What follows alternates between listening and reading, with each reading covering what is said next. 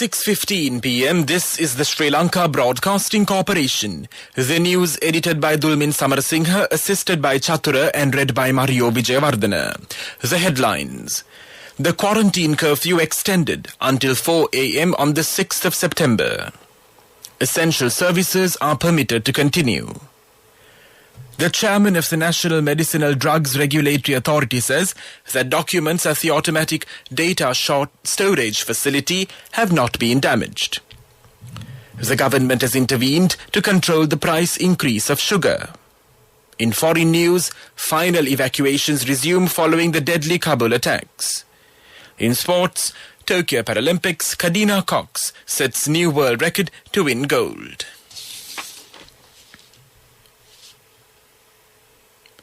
Sri Lanka has extended the current island-wide quarantine curfew orders by a week in a bid to curb the increasing COVID-19 figures in the country, prompted by the rapid spread of the Delta variant. The Minister of Health, Kehelia Rambukwalla, tweeted that the extended quarantine curfew orders are effective until 4 a.m. on the 6th of September. He urged the members of the public to continue to work from home and to abide by the curfew orders while refraining from unnecessary travel. The Army Commander General Shavendra Silva says the essential and other services which are currently functioning will be permitted to continue until the quarantine curfew is lifted. The decision has been taken by President Gotabaya Rajapaksa during the meeting of the Special Committee on COVID-19 Control, which was convened at the Presidential Secretariat this morning. He said curfew passes will not be required for those who engage in essential services, including the apparel, industries and agricultural activities, during the quarantine curfew. The commander said essential services and other sectors, together with those who report for duties, are allowed to operate, while pharmacies will remain open during the quarantine curfew period. General Silva said the vaccination program will also continue and urged the public to avoid unnecessary travel and to adhere to the health instructions to prevent the further spread of COVID-19. The chairman of the National Medicinal Drugs Regulatory Authority, Dr. Rasika Vijayawanta, says that 1.1 million documents that were at the automatic data storage facility of the authority have not been damaged. The Epic Lanka Technology Institute, which prepared the data, has confirmed that an outsider has not received the data. Dr. Vijayawanta said that the CID and the computer unit at the Moratwe University are conducting a forensic audit into the incident. The government has intervened to control the price increase of sugar. State Minister Janaka Vakkumbara said that a kilogram of sugar will be sold for 125 rupees by the Lanka Sugar Company. He said it could be bought from Satosa outlets. 750,000 metric tons of sugar produced by the Palavatha and Sevanagala sugar factories have been given to Satosa. The price of a kilogram of sugar in the open market has increased up to 200 rupees. This news broadcast comes to you from the Sri Lanka Broadcasting Corporation. The progress of the vaccination program was reviewed at length during the COVID Control Special Committee meeting at the Presidential Secretariat. Persons who are above 30 years and have not received the vaccine should submit an application. If the person has not been able to get the first vaccine dose due to various reasons, such persons can get it at the places where the second dose is given. If persons above 60 years or a person suffering from a non-communicable disease is infected with the virus, such persons should be admitted to hospitals as soon as possible. President Gotabaya Rajapaksa said that it has been reported that such persons admitted to hospitals are soon leaving hospitals following the proper medical treatment. The decision to cremate a body of a person who is not a COVID patient or not under home quarantine within 24 hours will continue to be applicable. The President pointed out special attention should be paid on persons engaged in daily work and on low-income recipients during the quarantine curfew period. Prime Minister Mahinda Rajapaksa said that regional politicians should encourage the people to get the vaccine. Minister Basil Rajapaksa emphasized the need to control the pandemic while managing the national economy. Minister Dallas Alahaperuma said that all state and private media are committed to perform their duties by constantly educating the public on the measures to be taken to get protected from the pandemic. The Chinese ambassador to Sri Lanka, Xi Jinping, called on Speaker Mahinda Yapa Abeyewardena yesterday. During the meeting held at the Speaker's official residence, the Chinese ambassador said that the Chinese government would continue to extend its full support to the government of Sri Lanka for the control of the COVID-19 situation. They have also discussed economic and financial cooperation between the two countries, as well as a strengthening of the interparliamentary relations. The Speaker also expressed his gratitude to the Chinese government for its continuous support as a long-standing friend of Sri Lanka. MP Jayantha Veerasinghe says that the statement of MP Anura Kumara Dissanayake in Parliament stating that the Judicial Services Commission conducted the conference for judges is totally false. He said that the conference has been conducted by the Sri Lanka Judges Institute. The institute conducts training, study programs and the updating of judges. It does not affect the independence of the judiciary. He mentioned this during a press briefing of the Sri Lanka Podu Jana Perumuna in Colombo. MP Veerasinghe recalled that the justice who bailed out Mr. Yoshitha Rajapaksa during the time of the Good Governance government was sent on retirement without giving promotions. He pointed out that MP Anura Kumara Dissanayake was silent at the time. 3 persons who were arrested during protests against the Kosalavala Defence University draft bill have been infected with COVID-19.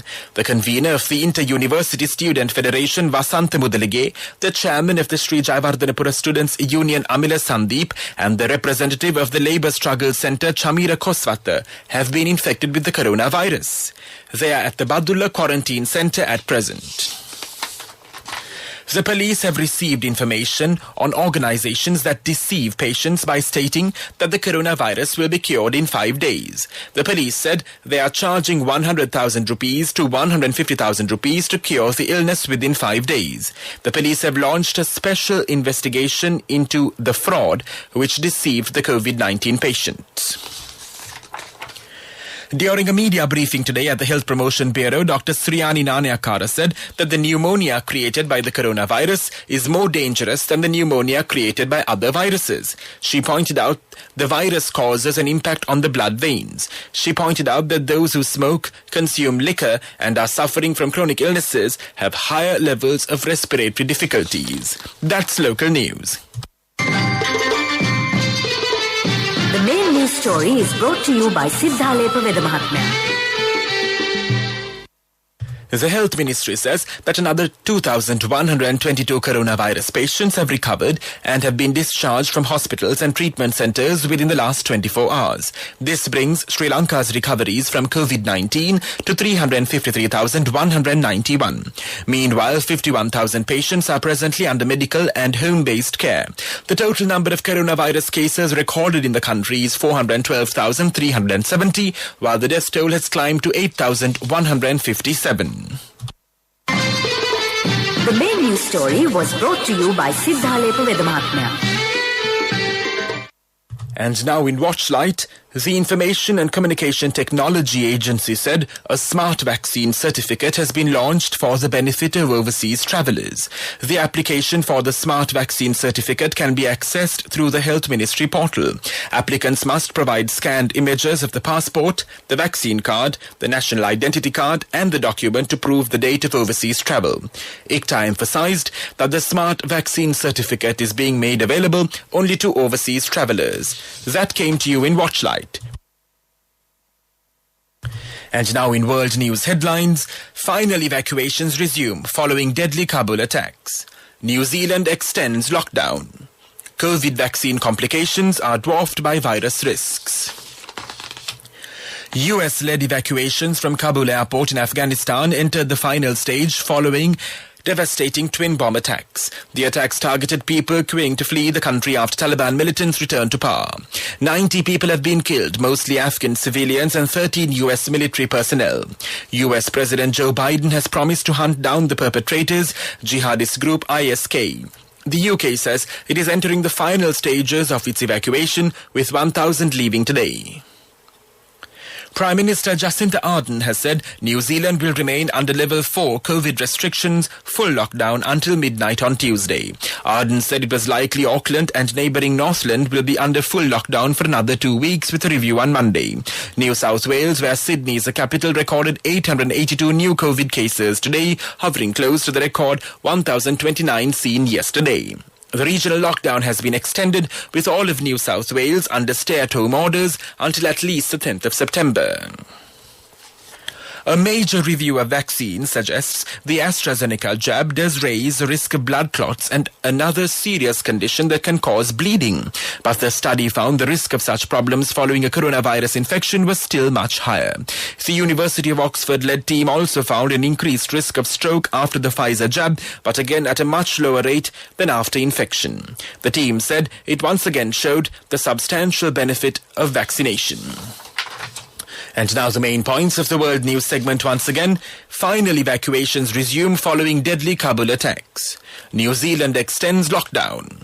COVID vaccine complications are dwarfed by virus risks. That was world news. Development News is brought to you by Quality Matters Than Price. So as an engineer, I recommend Melba RB500. It's made with virgin billets using the latest technology. Melba RB500, number 1 in Sri Lanka. Truly Sri Lankan. Highways Minister Johnston Fernando said Moratuwa University experts commissioned by the Highways Ministry have completed a feasibility study for the construction of planned extension of the Marine Drive up to Panadura. He said the construction work of the extension spanning 17 kilometers from Dehiwala to Panadura will commence immediately. He said that the Marine Drive has been identified as the main alternative solution to minimize the congestion on the Colombo-Galle Road. Work will be completed in 6 stages. Development News was brought to you by Quality Matters Than Price. So as an engineer, I recommend Melba RB500. It's made with virgin billets using the latest technology. Melba RB500, number 1 in Sri Lanka. Truly Sri Lankan. In sports news, in Paralympics, Britain's Kadina Cox retained her C45 500 meters time trial Paralympic title with a stunning world record ride in Tokyo. The 30-year-old who won cycling and athletics gold at the Rio Games knew she had to beat the time of 35.83 seconds set by Canadian world champion Kate O'Brien to win Britain's 7th gold of the Games. And she smashed that with a brilliant 34.812 seconds, beating the old record by 0.411 seconds. Hannah Russell and Reese Dunn both landed gold on another successful day in the pool for British swimmers at the Tokyo Paralympics. Russell held off the challenge of Russian Daria Pikalova to retain her S12 100 meters backstroke title. Dunn made up for the disappointment of finishing second in the S14 butterfly on Wednesday with his first Paralympic crown in the S14 200 meters freestyle. In golf news, Northern Ireland's Rory McIlroy claimed a share of the BMW Championship lead alongside world number 1 John Rahm and American Sam Bird after the opening round in Baltimore. The trio carded 8 under par 64 Cs at Caves Valley Golf Club in the second of the FedEx Cup playoffs. McIlroy is 28 in the standings with the top 30 qualifying for next week's season-ending tour championship. That was sports news. Contributory deposit of 1,000 rupees from NSB when your child enters grade 1. Open a Hapan Children's Savings account for your kid today. Higher interest. Conditions apply. Business News. Sponsored by National Savings Bank. The safest place for your money. The Board of Investment said in a statement that Seahorse Yachts Private Limited of the Maldives will invest $58 million to set up and operate a state-of-the-art yacht building facility at the Hambantota International Port Group premises. Production is set to commence by early 2022 and the project will generate over 500 direct and indirect employment opportunities.